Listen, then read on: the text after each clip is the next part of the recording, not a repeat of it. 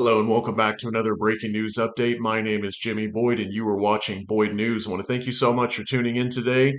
We're going to be talking about Israel here for this video. All right, so on your screen here, we've got Rafah. This is a southern portion of Gaza. As you can see here, there's tons and tons of Palestinian refugees here. We've got well over 1 million refugees inside of Rafah right now. This is the southernmost portion of Gaza, and Israel is prepared to invade Rafah imminently. Okay, they're planning to go in right now, and the U.S. is basically claiming that they're not going to support them, and they're stating that it will be a disaster, like you see here on your screen. Okay, and it very much will be because there's well over 1 million people packed into a small area, just like you see here on your screen. This is how it looks throughout all of Rafah. There's well over like 1.5 million people roughly that are packed into a small section of Gaza, and they've got nowhere to go because their backs over here are the sea. They either have the sea or behind them they have Egypt, and Egypt is not letting them through the border. So these people have nowhere to go and they're trapped here. And Israel is already starting to bomb Gaza, and we've got dozens of people that have already been killed. So this is a really big problem down here because the U.S. may cease their operations and no longer help Israel with their operation here, and it could also sever ties with Israel. So I've got a video pulled up here with John Kirby, National Security Council coordinator for the U.S. Okay, and he's going to be talking about the fact that the U.S. is not going to be supporting this operation down in Rafah because of how big of a disaster it's going to be. So let's take a look at this real quick and we'll kind of discuss this after. I can tell you we've seen no plans that would convince us that they are about to or imminently going to conduct any kind of major operations in Rafah. I think you all know more than 1 million Palestinians are sheltering in and around Rafah. That's where they were told to go.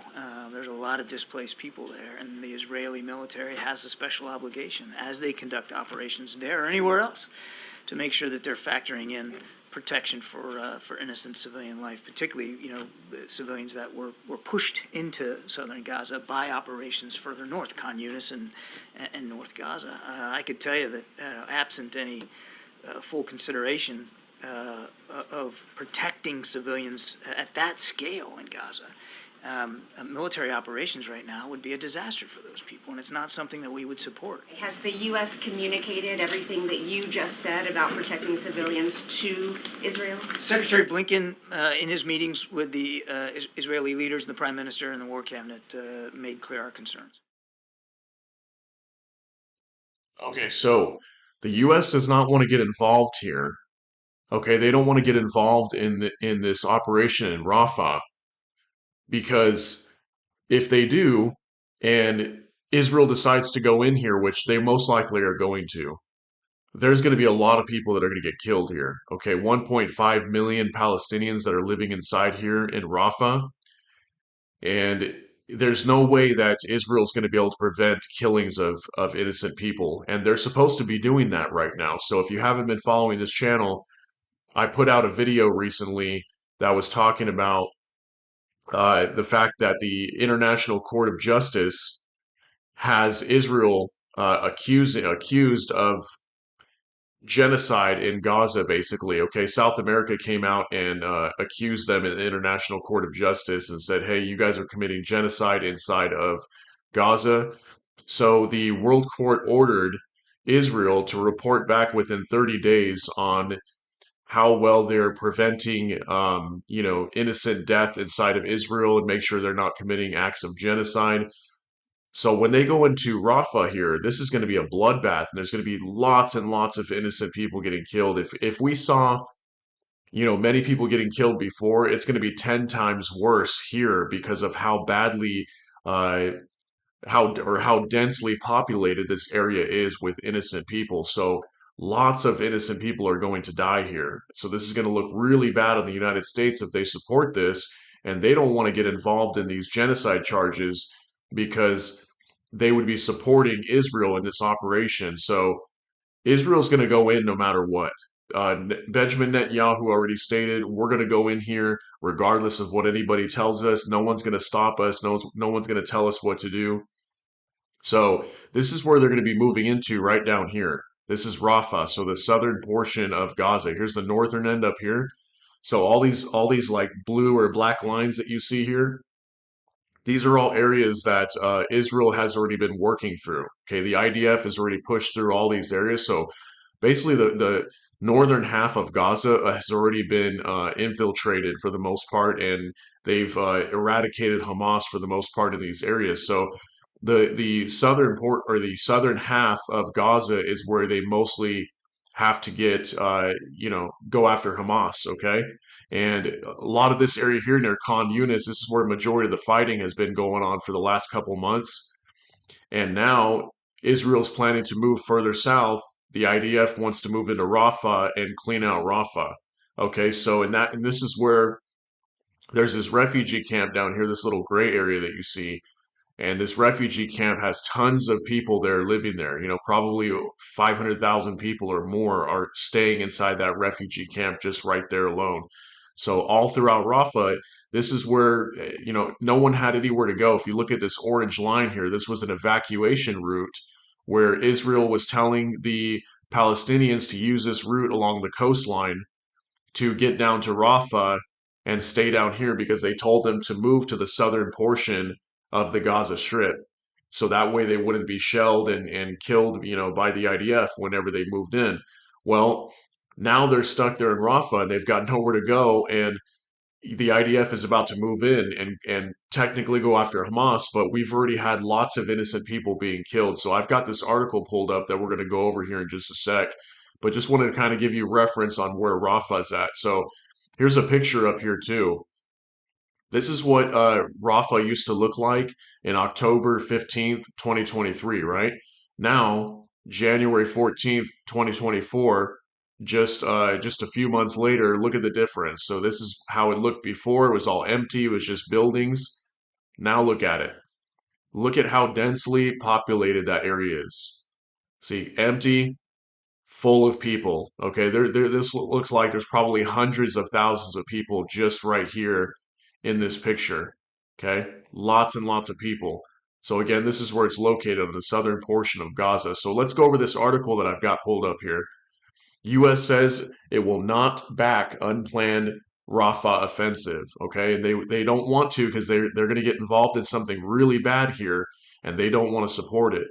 The U.S. has warned Israel that staging a military offensive into Gaza's southern city of Rafah without proper planning would be a disaster. Some 1.5 million Palestinians are surviving in the city bordering Egypt in dire humanitarian conditions.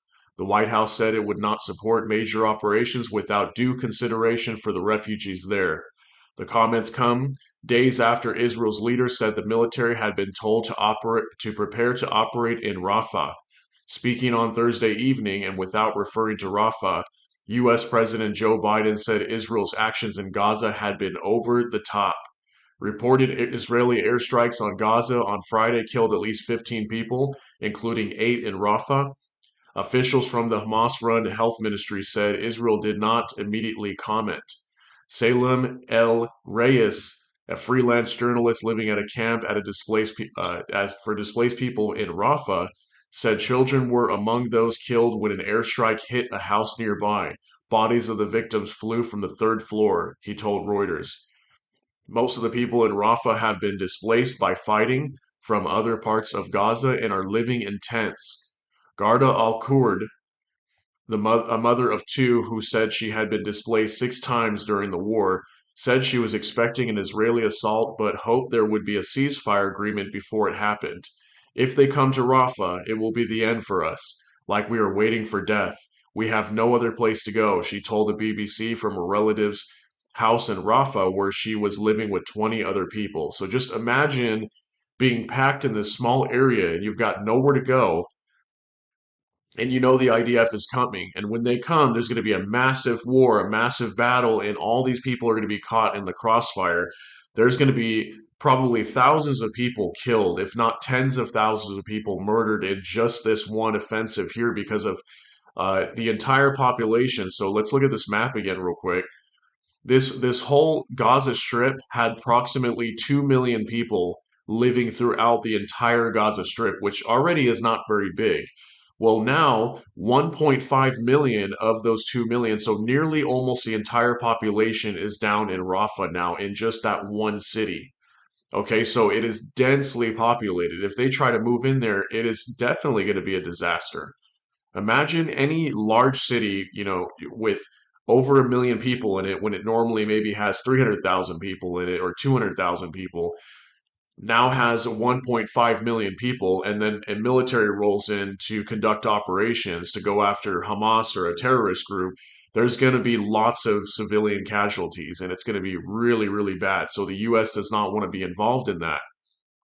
So continuing reading on, Imad, he's 55 years old, a father of six sheltering in Rafah after fleeing his home elsewhere, was quoted by Reuters news agency as saying his greatest fear was a ground assault with nowhere left to run. We have our backs to the border fence and faces towards the Mediterranean, he said. Where should we go?